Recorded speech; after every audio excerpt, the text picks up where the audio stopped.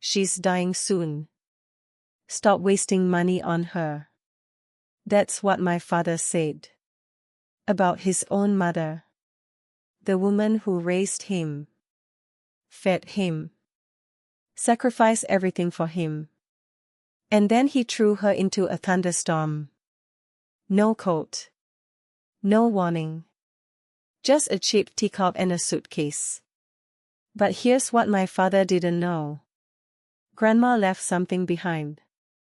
Hidden for years. A signature. A voice recording. A will they never saw coming. And by the time Owen and May figured it out, the house was gone. The money was frozen. And their names were in headlines, for all the wrong reasons. My name is Venora. I'm 33 years old. And this is the story of how I stopped being a silent daughter and became something else entirely.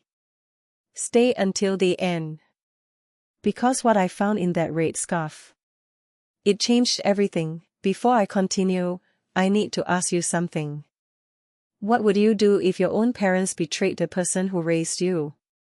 Would you stay silent? Or would you burn it all down? Type burn it down or stay quiet in the comments. I read every single one. The rain wasn't just falling that night. It was punishing. I stood frozen on my porch, fingers white-knuckled around the railing, watching something that will haunt me forever. My grandmother. 78 years old. Standing alone in the rain outside my father's house. Soaking wet. Shivering. Abandoned. She clutched two things. A battered suitcase held together with tape. And her cheap white teacup. That teacup had survived wars. Survived moves across 3 countries. Survived 4 generations of our family. And now, it was all she had left. Let me pause here. I need you to picture this. An elderly woman. Frail. Alone. Standing in a thunderstorm at 9 p.m. No coat. No umbrella. No one coming to help. While her own son watches from inside. Warm. Dry. Counting the value of her stolen home. Can you see it? Good. Because I need you to feel what I felt. Just hours earlier, I was inside that house. My childhood home. The one with the squeaky third step and the window that never closed right. I was in the hallway when I heard it. My father's voice. Cold. Flat. Like he was discussing a broken appliance. She's dying soon. Stop wasting money on her. My blood turned to ice. Then my mother's voice. Maeve. The deed is already signed. It's done, Owen. Just get her out before she changes her mind. I opened my mouth. I was going to scream. But before I could speak, the door slammed in my face. Literally. Slammed. In my face. And when I ran outside, there she was. Grandma. Standing in the rain. Not crying. Not begging. Just still. Like she already knew she'd be discarded. Like she'd accepted it. Engagement hook number 2. I need to stop here and ask you something. Have you ever watched someone you love be treated like garbage? And felt completely powerless to stop it? Type yes in the comments if you know that feeling. Because what happened next? It still makes my hands shake. I finally moved. My legs felt like cement, but I moved. Grandma. My voice cracked in the wind. She looked at me. Her lips were blue. Her hands were trembling so hard the teacup rattled against its saucer. And she said 5 words that shattered me. They said I'm a burden now. I didn't have words. Just shame. Shame that I hadn't stopped this. Shame that I hadn't seen it coming. Shame that my blood ran through the same veins as people who could do this. I took her suitcase in one hand, wrapped my arm around her thin shoulders, and led her through the rain to my apartment. The porch light of my parents' house flickered behind us, like a final insult. Like it was laughing. Inside my apartment, I peeled her soaked coat from her fragile frame. Her skin was ice. Her eyes were somewhere far away. I wrapped her in my best blanket, threadbare but warm, and set her gently on the couch. Sit here, Grandma. I'll make tea. That sentence was all I could manage. Not justice. Not comfort. Just tea. As the kettle hissed, I watched her. She was still holding that cheap teacup. Still claiming the one thing they couldn't steal. I don't understand, she whispered. He's my son. I poured her tea. Little bit of sugar. How she always liked it. And I sat across from her, knees pulled to my chest, watching the strongest woman I'd ever known shrink before my eyes. Let me tell you something about that teacup. Grandma brought it from the old country when she was 19. It survived a war. A shipwreck. A house fire in 1987. She used to say, this cup has seen more history than most museums. And it's still standing. That night, watching her hold it with shaking hands, I understood. She wasn't just holding a cup. She was holding proof that she existed. That she mattered. That she survived. And they tried to throw that away too. Type teacup without handle. If you understand why that cup meant everything. That night, sitting in the silence, something inside me snapped. Not broke. Snapped. Like a bone resetting itself. I thought about my father's lectures growing up. Family first, Venora. Blood is thicker than water. We protect our own. Lies. All of it. I thought about my mother's silence. Her complicity. The way she'd looked through Grandma like she was already a ghost. I thought about my own compliance. For years, I thought staying quiet was love. That letting things go was grace. That being the good daughter meant swallowing everything they fed me. But looking at Grandma, wet, discarded, small, I asked myself something terrifying. Was my silence cruelty? I want you to really sit with that question. Because I think a lot of us have been there. Staying quiet to keep the peace. Letting things slide because that's just how they are. Choosing comfort over confrontation. But at what cost? At whose expense? Have you ever stayed silent when you should have spoken? Type guilty in the comments. No judgment. Just truth. I didn't sleep that night. I listened to the rain hitting the windows. The clock ticking on the wall. Grandma's shallow breathing from the couch. Around 3 a.m., I whispered something into the darkness. I don't think I can forgive them this time. And I meant it. Not because I wanted revenge. Because forgiveness felt like betrayal. How could I forgive people who did this?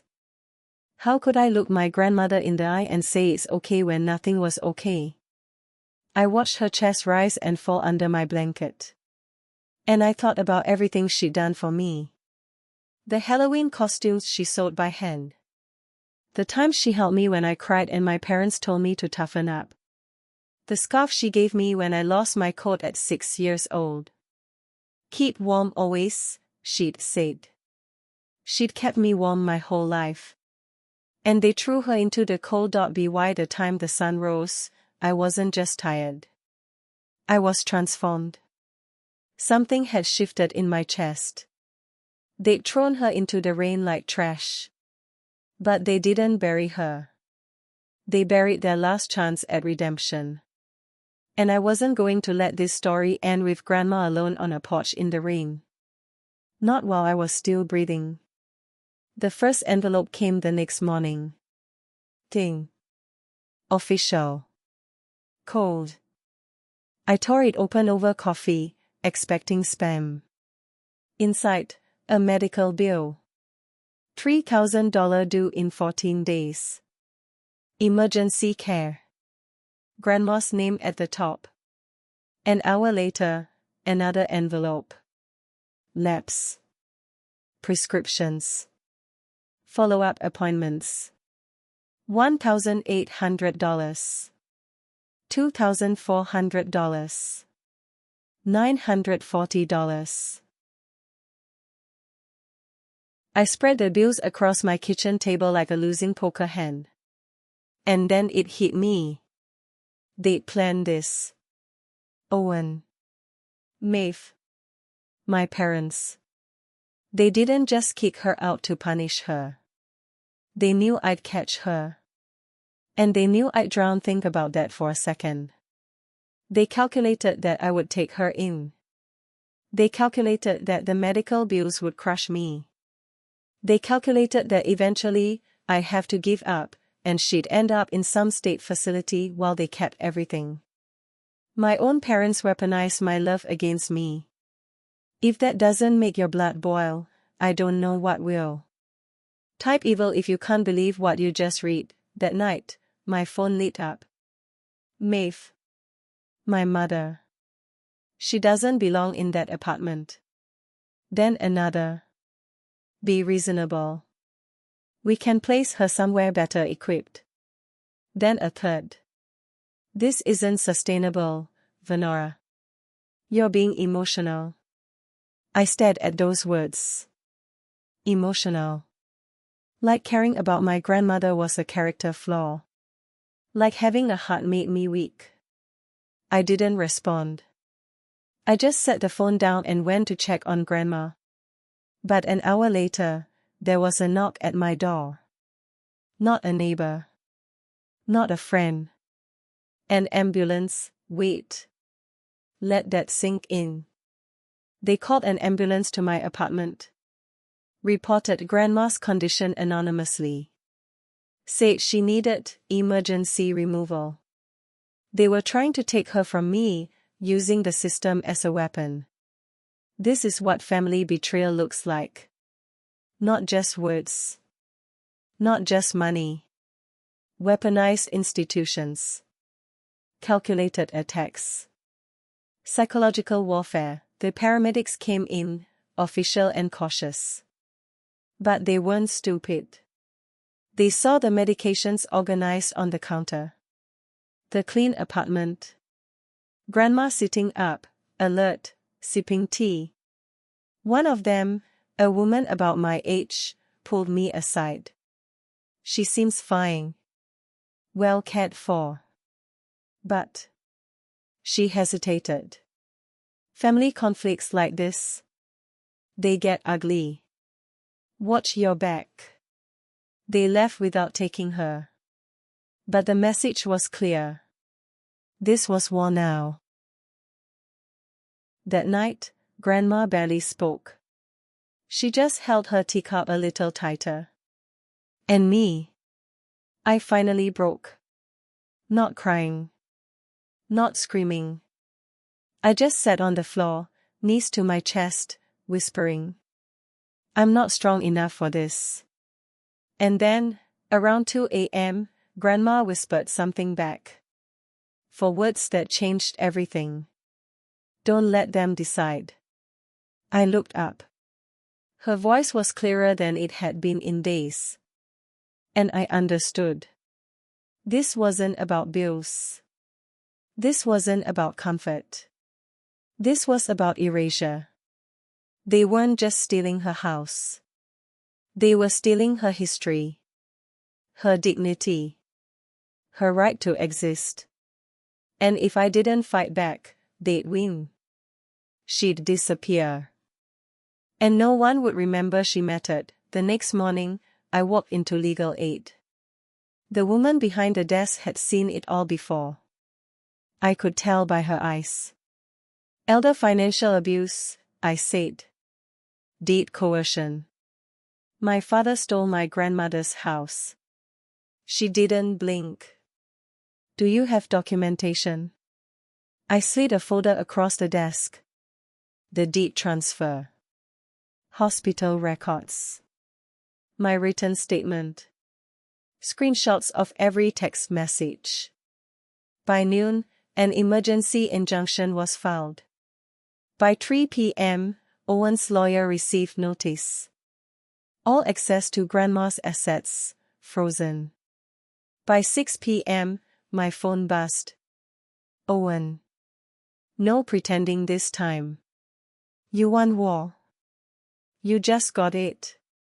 I didn't reply with words. I sent him a voice memo. 6 seconds long. Grandma's voice, recorded that morning. He said I wasn't family anymore. Silence. For the first time in my life, my father had nothing to say. But here's where it gets really twisted. Maeve went public. My own mother. She posted a photo of Grandma on Facebook.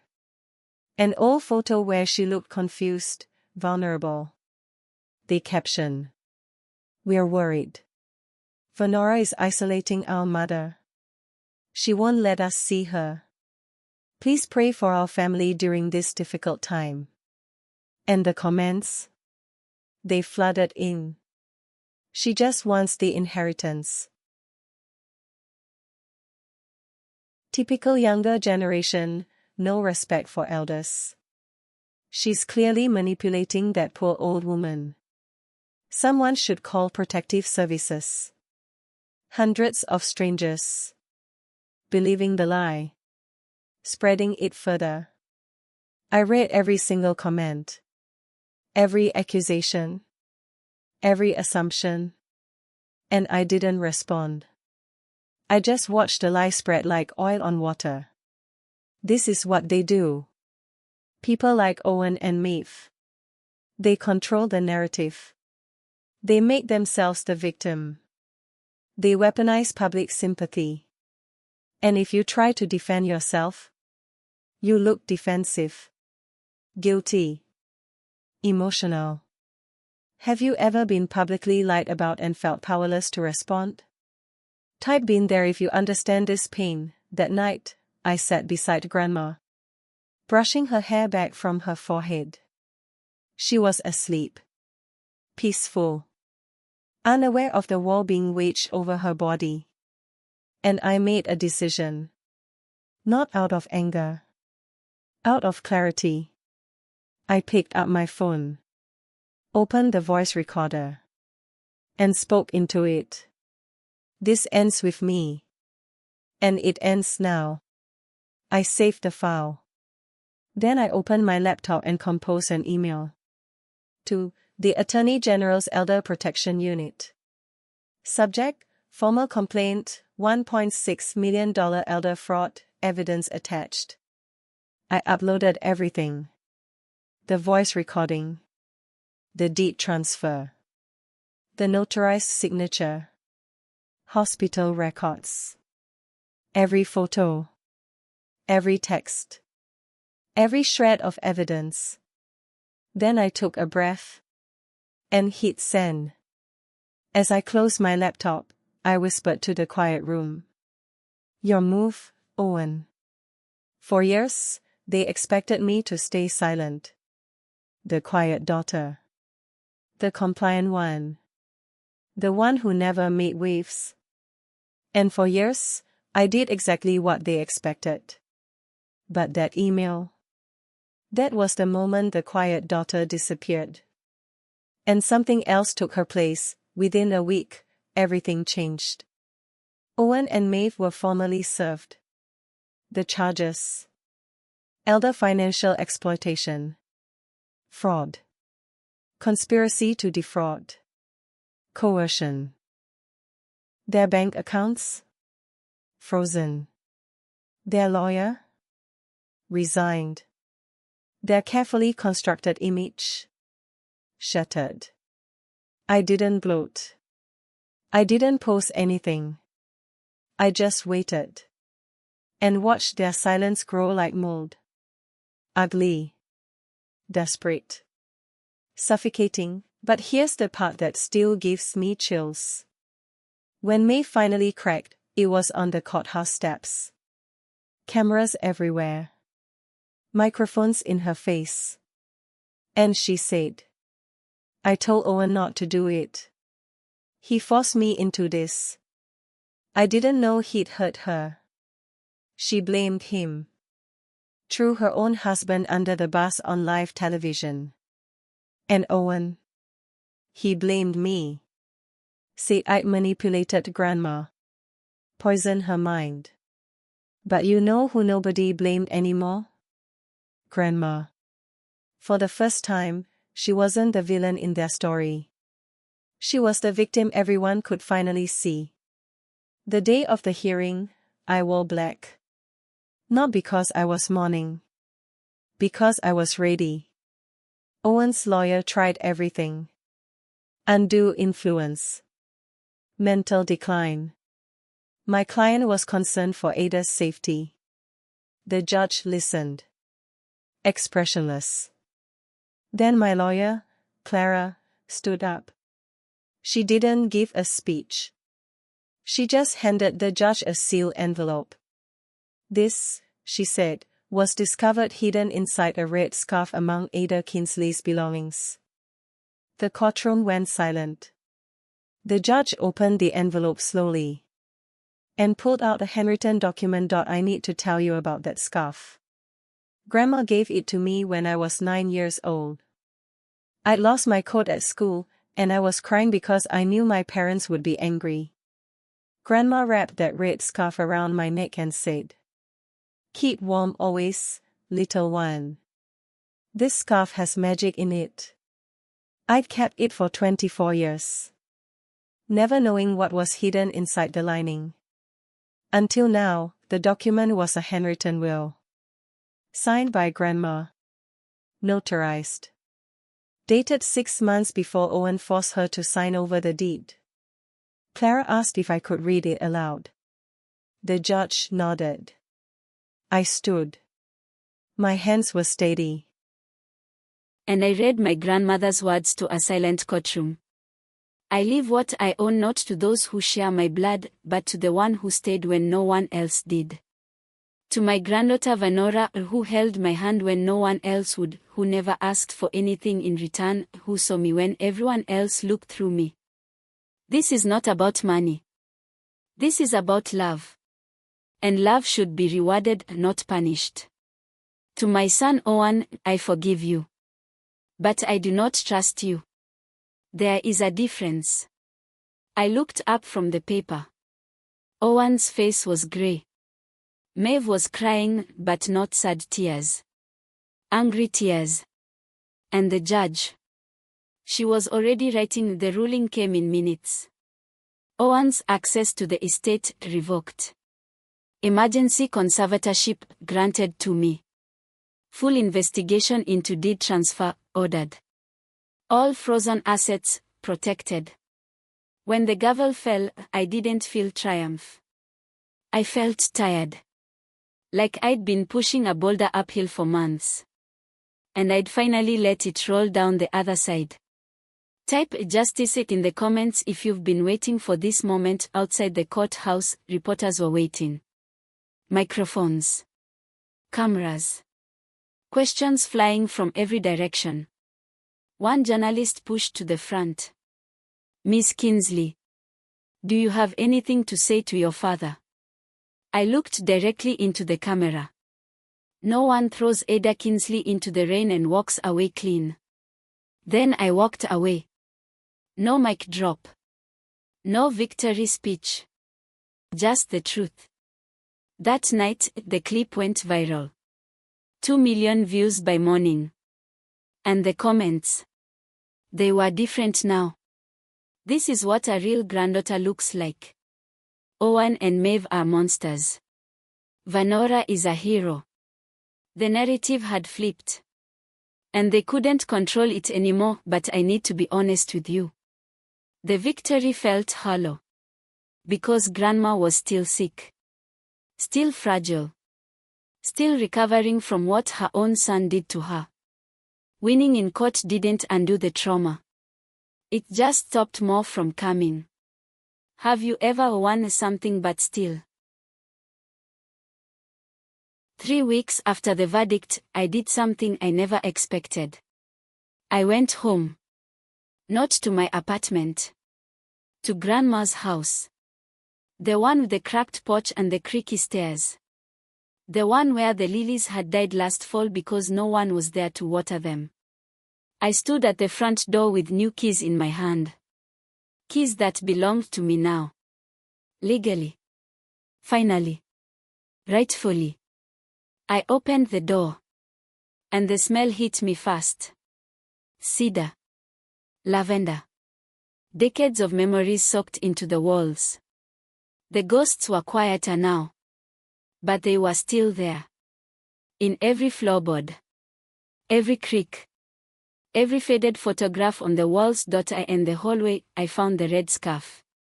The one that had hidden Grandma's will for all those years. I held it for a long time. Remembering. The little girl who lost her coat. The grandmother who wrapped her in warmth. The words that saved everything, keep warm always. I hung the scarf by the front door. Not as a memory. As a promise. Weeks passed. No more court dates. No more threatening texts. No more inboxes full of hate. Just silence. The good kind. I didn't redecorate the house. Didn't flip it. Didn't sell it. I just lived. Opened the windows. Dusted off Grandma's recipe cards. Planted lilies in the yard again. Her favorites. And for a while, I thought that would be enough. But then I realized something. One morning, I sat on the porch with my coffee. Watching the sun come up over the lilies.